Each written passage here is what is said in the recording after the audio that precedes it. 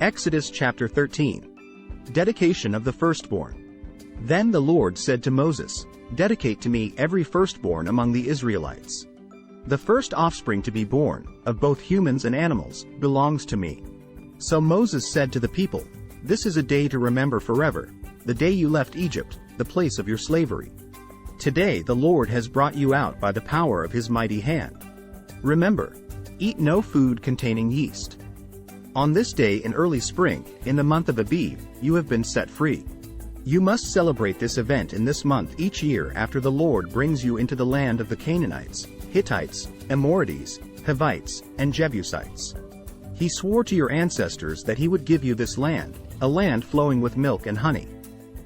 For 7 days the bread you eat must be made without yeast. Then on the 7th day, celebrate a feast to the Lord. Eat bread without yeast during those 7 days. In fact, there must be no yeast bread or any yeast at all found within the borders of your land during this time. On the 7th day you must explain to your children, "I am celebrating what the Lord did for me when I left Egypt." This annual festival will be a visible sign to you, like a mark branded on your hand or your forehead.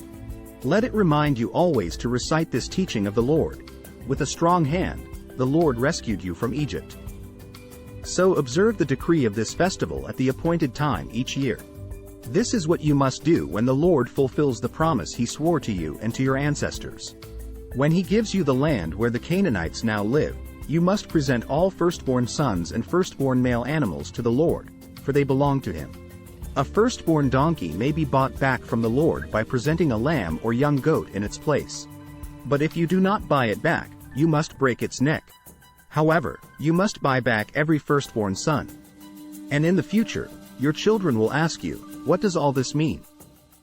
Then you will tell them, "With the power of his mighty hand, the Lord brought us out of Egypt, the place of our slavery. Pharaoh stubbornly refused to let us go, so the Lord killed all the firstborn males throughout the land of Egypt, both people and animals. That is why I now sacrifice all the firstborn males to the Lord, except that the firstborn sons are always bought back." This ceremony will be like a mark branded on your hand or your forehead.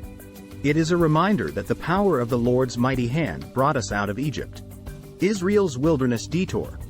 When Pharaoh finally let the people go, God did not lead them along the main road that runs through Philistine territory, even though that was the shortest route to the promised land. God said, if the people are faced with a battle, they might change their minds and return to Egypt. So God led them in a roundabout way through the wilderness toward the Red Sea. Thus the Israelites left Egypt like an army ready for battle. Moses took the bones of Joseph with him, for Joseph had made the sons of Israel swear to do this. He said, "God will certainly come to help you. When he does, you must take my bones with you from this place." The Israelites left Succoth and camped at Etham on the edge of the wilderness. The Lord went ahead of them. He guided them during the day with a pillar of cloud, and he provided light at night with a pillar of fire. This allowed them to travel by day or by night. And the Lord did not remove the pillar of cloud or pillar of fire from its place in front of the people. Thanks for watching.